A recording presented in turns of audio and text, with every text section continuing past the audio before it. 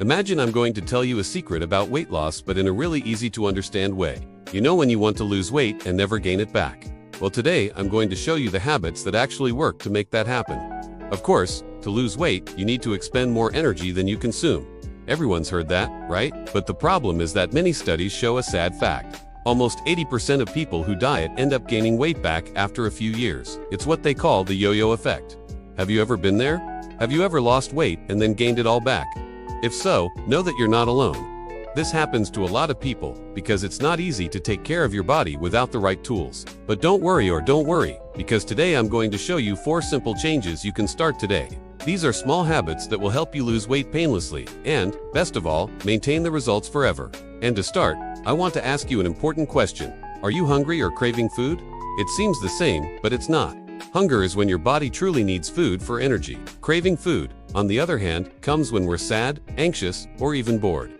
It's an emotional sensation, not a physical one. Learning to differentiate between the two is the first step to regaining control over what you ordain. That's where true weight loss begins. You know when your stomach growls and you feel weak or dizzy after going too long without eating? That's true hunger. It appears when the body is low on energy and the brain sends signals saying, hey, we need to eat something to replenish our energy. Then, it's normal to feel irritable, have trouble concentrating, and even a bit grumpy. But there's another type of hunger, which has nothing to do with needing nutrients and everything to do with wanting pleasure. It's what happens when you smell bread fresh from the oven, see chocolate on the table, or remember that delicious meal your grandmother cooked. At these times, the brain activates a system called reward, and what scientists call hedonic hunger, or, as we often say, the desire to eat emerges. This desire comes from an ancient instinct. Way back when our ancestors hunted and food was scarce, the brain learned that making the most of any calorie-rich food was important for survival. Today, food is everywhere, but the brain still functions as if we were in the jungle, trying to conserve energy for difficult times.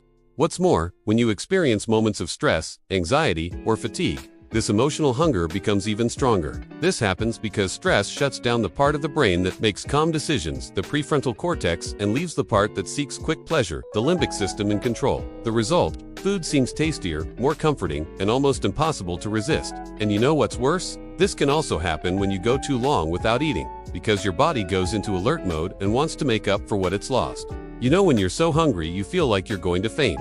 You feel weak, your stomach growls, and you get irritated at the slightest thing. Yes, this is the kind of hunger your body actually feels when it needs energy. But there's another kind of hunger that tricks us. It's when you see chocolate, smell warm bread, or remember your grandmother's cooking, and suddenly you want to eat, even when you're not actually hungry. This is the craving for food, the hunger for pleasure. In ancient times, this even made sense. People didn't know when they'd get food again, so the body learned to seize any opportunity to eat something caloric. But today we live surrounded by food on the streets, on TV, on our cell phones, and our brain still thinks we're in the jungle. And there's more. When we're stressed, sad, or anxious, our brains mess everything up. The part that helps us think calmly takes a break, and the part that just wants pleasure takes over. The result? Food seems tastier, and resisting becomes much harder. This also happens when we go too long without eating. The brain goes into survival mode and makes us attack the first dish in sight. But don't worry, there's a solution. One of the best ways to control yourself is to use the hunger scale. Imagine a scale that goes from 1 to 10. At 1, you're starving. At 10, you're stuffed to the point of rolling. If you're above 6, you're probably not really hungry, you just want to eat. Another good tip is to pause for a second before eating and ask yourself, am I really hungry or just upset, anxious, or bored? If eating will help you feel better, fine, but take it slow. Now, if it won't help, try something else. Drink water, call a friend, go for a walk. Listen to some music, and here's a powerful secret. Don't rely too much on willpower. Everyone has that irresistible food mind. For example, is cheese bread. If there's one on the table, it's gone for me. The best strategy is simple. Don't have anything tempting you around.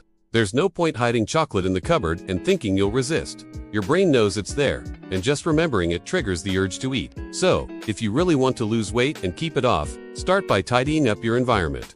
The fewer temptations around, the easier it is to stay focused, and your brain will gradually learn that it doesn't need constant rewards. Now think about it. If you have that pack of cookies hidden in the cupboard, what happens when sadness or boredom hits? Exactly, the brain instantly remembers the food is there, and presto, temptation wins. But if you don't even buy it, you're already halfway there. Because, let's face it, leaving the house just to get something to snack on is lazy, and this extra effort helps curb the urge. It's the same when someone wants to stop drinking. It doesn't make sense to leave beer in the fridge, right? Of course, I know you can't always get everything out of the house, especially when you live with other people. But that's where teamwork comes in. You can ask your family or friends to help you avoid temptation, like a focus team. Another good idea is to place notes in strategic places on the refrigerator door, in the cabinet, or even on the mirror with phrases like, "Are you really hungry? Remember your goal." These simple reminders act as little breaks on your impulse and make you think before reaching for something sweet. And just as it's important to ward off temptation, you can also make good options easier to reach. For example, instead of a cookie jar on the table, how about leaving a pretty fruit bowl with already washed apples or bananas? And for those busy days, when hunger strikes and the urge to cook disappears, having ready-made healthy lunchboxes saves the day.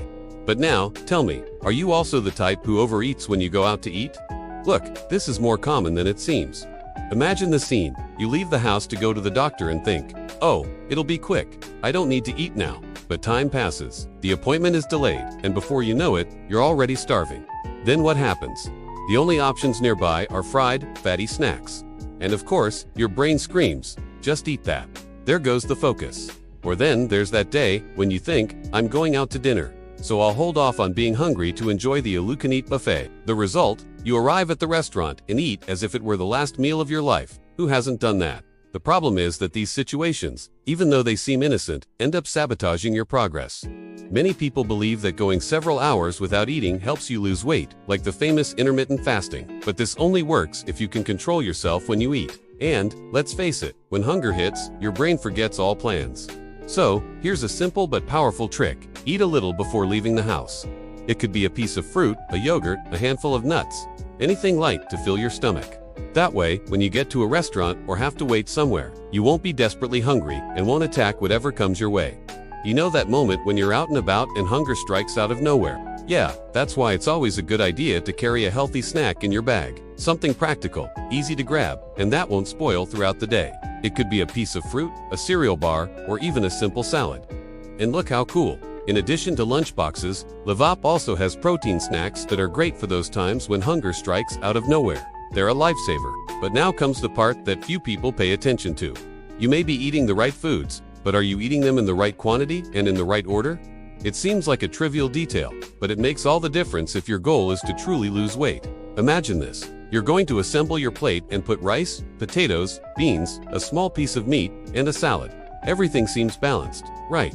More or less, because what will determine your progress is how much of each thing you put in, and how these foods help or don't help keep you satisfied. Oh, but Lucas, you want me to weigh everything I eat? It's impossible. Calm down, calm down. You don't need all that. I'll explain it to you simply, and I'm sure after this, you'll even like the video. Generally, think of it like this. Half of your plate, 50%, should be vegetables. 1/4, 25% protein, like meat, chicken, fish, or eggs. And the other quarter, 25% carbohydrates, like rice, potatoes, or pasta. The key is balance. If you eat too much of everything rice, potatoes, meat, and beans, your calories will end up going over your limit without you realizing it. And there's another important detail. Protein helps you feel fuller. In other words, when you eat a good source of protein, you stay fuller for longer and feel less urge to snack later. Therefore, on a weight loss diet, it's usually a good idea to reduce carbohydrates and increase protein. But of course, every person is different. So, it's best to see a nutritionist to tailor what works for you.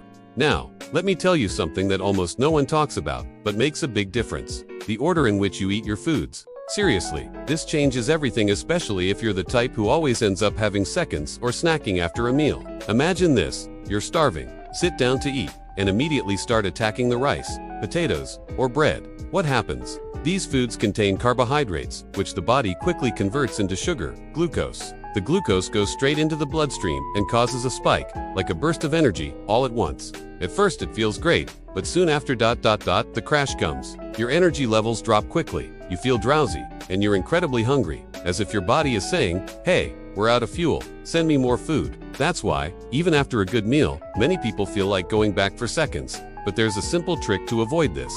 Start your meal with vegetables. Yes, salad is your best friend at this time. It's rich in fiber, low in calories, and helps slow down the digestion of carbohydrates. After the salad comes protein and good fats, like meat, eggs, fish, or avocado. These foods take longer to digest, so you stay satisfied for longer. And only after all this do carbohydrates, like rice, pasta, or potatoes, come in. Then they won't be digested as quickly, and your body will use energy in a much more balanced way.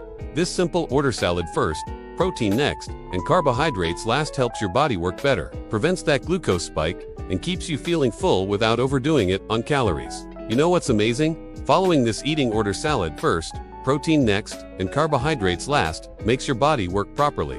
When you do this, glucose, which is the sugar that goes into your blood, is released much more slowly. This means you stay satisfied for longer, feel less tempted to go back for seconds, and even avoid those hunger pangs later. And there's more. This rule also applies to dessert. If you're going to have something sweet, do it after your meal, not mid-afternoon on an empty stomach, because then your blood sugar levels rise quickly, giving you that same feeling of hunger and fatigue later. See, these are simple habits. No crazy diets or radical changes. Just learn to make small choices every day, which together make a huge difference. We grew up thinking that diet was synonymous with suffering, right? But in reality, a diet is just a way of living, an eating style you can maintain without feeling restricted or unhappy.